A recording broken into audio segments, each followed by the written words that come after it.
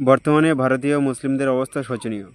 এদের ঘর মসজিদ ভাঙা হবে, দাঙ্গা করে এদেরকেই মার্ডার করা হবে, আবার সেই দাঙ্গার অপরাধে এদেরকেই জেলে ভরা হবে।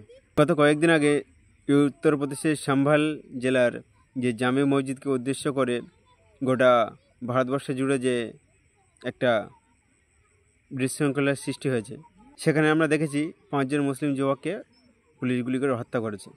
এবং দ্য ওয়ারের রিপোর্টে আমরা এটাও দেখেছি যে একজন মুসলিম যুবককে পুলিশ জোরপূর্বক ফোর্স করছে যেন সে এই দাঙ্গার দায়ে 10 জন মুসলিমকে ফাঁসাতে পারে, তাহলে সে বেঁচে যাবে, না তো সেই দাঙ্গার অপরাধে সেই নিজেই ফেঁসে যাবে। যেহেতু তার পায়ে গুলি লেগেছিল, পুলিশ তাকে সেই দাঙ্গায় সামিল ছিল বলে মনে করছে। আসলে সে একজন কর্মী, বাইরের রাজ্য থেকে সেখানে কাজ করতে গিয়েছিল। তার বক্তব্য, আমি একজন কর্মী, আমি বাইরের রাজ্য থেকে এখানে কাজ করতে এসেছি, আমি আন্দাজে 10 জন মুসলিম যুবকের নাম কিভাবে বলবো, কিন্তু পুলিশের চাপ, যদি 10 জন যুবকের নাম বলতে পারে তাহলে সে রেহাই পেয়ে যাবে, নয়তো সে এই দাঙ্গার অপরাধে তাকে জেল কাটতে হবে। এখানে একটা বিষয় ভাববার বিষয়, যেখানে পুলিশকে আমরা আইনের রক্ষক বলে মনে করি, সেখানে ঠিক আমরা এখানে উল্টো বিষয়টা দেখলাম যে পুলিশ নিজেই আইনের বিরুদ্ধে চলে গেছে এবং মানুষকে ফোর্স করছে তাদের জোরপূর্বক ফাঁসাতে পারে। এখানে টোটালি উত্তরপ্রদেশ পুলিশ যোগী সরকারের হয়ে কাজ করছে বলে মনে করা যেতে পারে।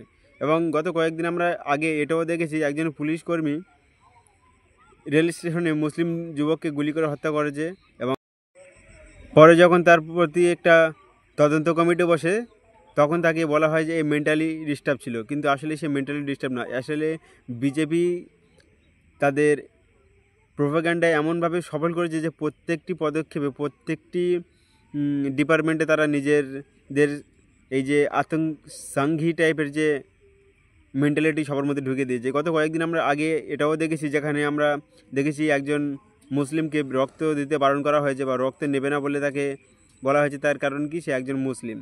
তো বর্তমানে ভারতবর্ষের অবস্থাটা টোটালি একটা বিভেদের দিকে। আর সবচেয়ে বড় কথা, 1991 সালে একটি আইন পাশ হয়েছিল, যেখানে বলা হয়েছিল 1947 সালের 15 আগস্টের পরে যেখানে যে ধর্মীয় স্থান রয়েছে, মসজিদ হোক বা মন্দির হোক, যাই হোক, মসজিদ ভেঙে মন্দির হোক, মন্দির ভেঙে মসজিদ হোক, যেখানে যেটাই থেকেছে 1947 সালের পরে সেটাই থাকবে। সেটা নিয়ে আগামী দিনে এইরকম কোনো বিবাদ সৃষ্টি করা যাবে না এবং তার বিরুদ্ধে কোনো তদন্ত কমিটিও বসবে না।